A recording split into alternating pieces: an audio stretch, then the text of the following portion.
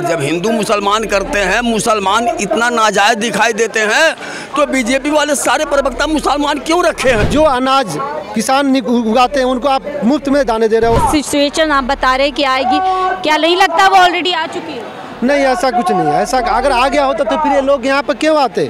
इनकी क्या ज़रूरत थी? ये माँ बहनें आके बैठी हुई हैं, इनके पास काम नहीं है, इनकी भी तो काम है यहाँ पे।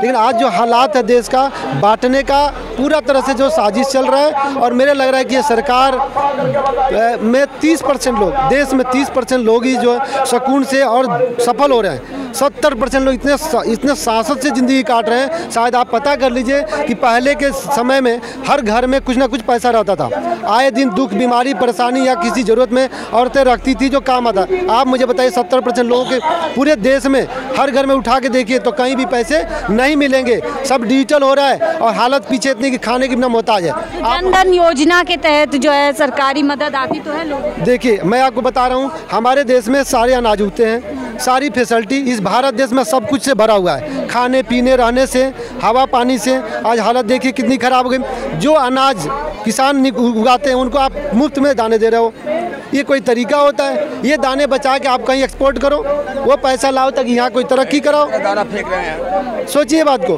तो हमारे यहाँ खुद हम लोग जो है, हम लोग अन्न उगाने वाले लोग हैं इस देश में, किसान से हैं, और हम लोगों के ही अगर अनाज दिए तो हम लोग करेंगे क्या?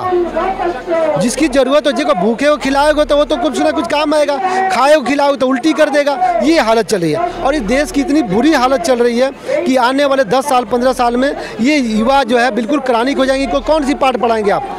कौन सी कहानी सुनाएंगे कि ये मुगल गार्डन को अमृत गार्डन बनाया जा रहा है? जो भी है हालत। रामचरितमानस पढ़िए, वही देश की। देखिए सब बराबर है, ऐसा कुछ नहीं है यहाँ पे। सब देखिए, खून वही है, पानी वही है, खाना वही है, हवा है। ईश्वर ने तो किसी को यहाँ डिवाइड नहीं करके दिया, सबके लिए तो बराबर बना के रखा है, सबको तो बराबर बना के रखा। आप बताएं, हम लोग बैठ के बात करते हैं सब बराबर है तो आरएसएस प्रमुख क्यों कहते हैं कि देश में कमतर रहना पड़ेगा हमारे अलावा सब? देखिए बता रहा हूँ, अगर यहाँ आजकल ऐसी हालत बना दी है, ऐसी लोगों का मिजाज बना दिए हैं, यानी माइंड इतना डाइवर्ट कर दिए हैं कि आने वाला पीढ़ी हमारी बहुत खराब जाएगी। जो आज गांधी जी के जिनके स्मृति में हम लोग आके बैठे हैं, इनकी सबसे बड़ी कामना थी कि हमारा देश एक जैसा रहे, जी खुशहाल रहे। और आज देखिए सबसे बड़ी प्रॉब्लम क्या हो गई कि आज मोदी जी क्या कहते हैं कि एक भारत श्रेष्ठ भारत। कहाँ श्रेष्ठ भारत बन गया बता दीजिए हमें? पैसा हम ही लोगों का ले करके और हम ही लोगों को उल्टा घुमा करके हालत ख़राब कर दी है।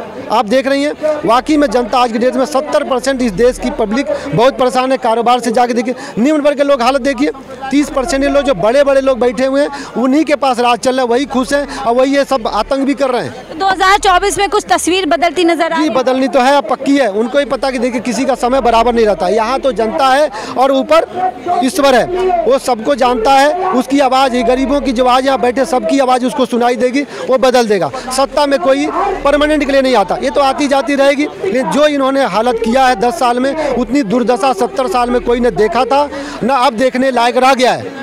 आने वाला जो दिन है हम लोग का, वो लग रहा है कि अब बदलेंगे तभी जाके हम लोग का भी कुछ आने वाला भविष्य है। सबसे बड़ी बात, आप बीजेपी वालों को देखिए कि हिंदू मुसलमान के बीच में हरदम डाल रहे हैं। मंदिर मस्जिद, पाकिस्तान हिंदुस्तान, अगर चीन की बॉर्डर कोई बात करता है तो हट जाते हैं। बेरोजगारी की बात करते हैं तो हमारे टीवी चैनल वाले एंकर भी बात को बदल देते हैं। गरीबी की बात नहीं करते, मजदूरी की बात नहीं करते, बेरोजगारी की बात नहीं करते, गांव वालों की बात नहीं करते हैं, शिक्षा की बात नहीं करते हैं, दवाई की बात नहीं करते हैं। आज स्कूलों में मास्टर नहीं है, अस्पतालों में डॉक्टर की कमी है।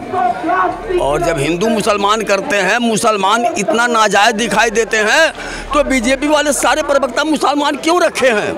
आप कह रहे स्कूल नहीं है, मास्टर नहीं है, प्रधानमंत्री जी परीक्षा पे चर्चा कर रहे हैं बच्चों के साथ। जड़ से झूठ बोल रहे हैं, कुछ बच्चों को लेकर के गोद में खिला करके बिल्कुल झांसा दे रहे हैं। जिन सरकारी स्कूलों में गरीब के बच्चे पढ़ते हैं वहाँ मास्टरों की कमी है।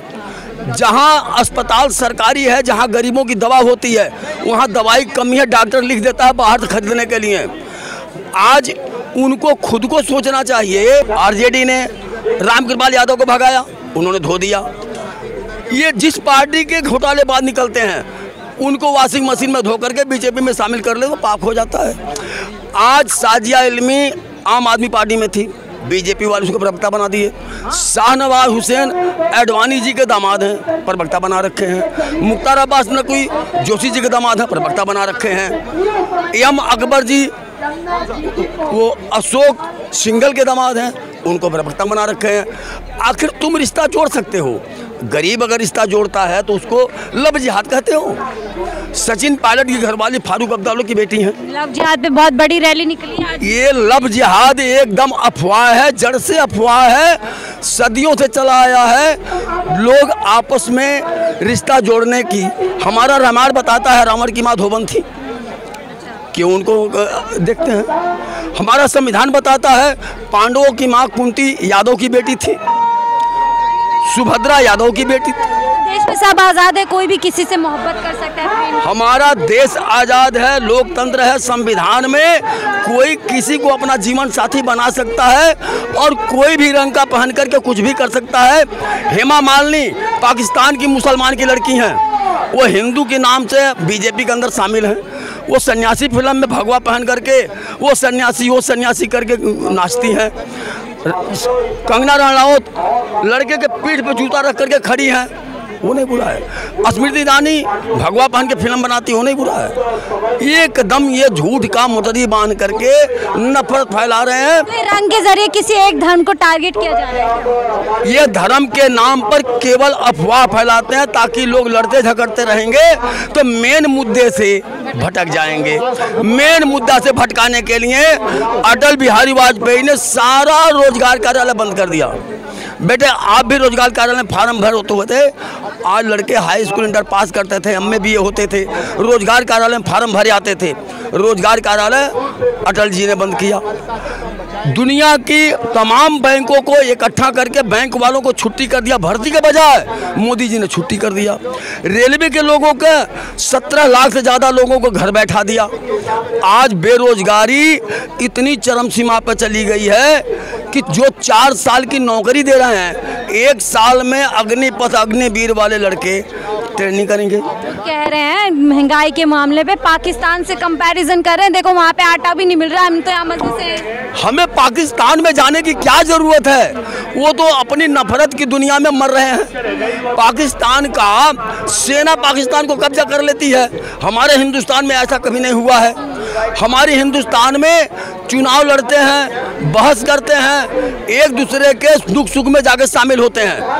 आज 2014 के बाद भारी नफरत फैलाए हैं जो वो मोदी जी के ऊपर से नीचे तक मोदी महंगाई फैलाई है। मोदी जी ने महंगाई फैलाई।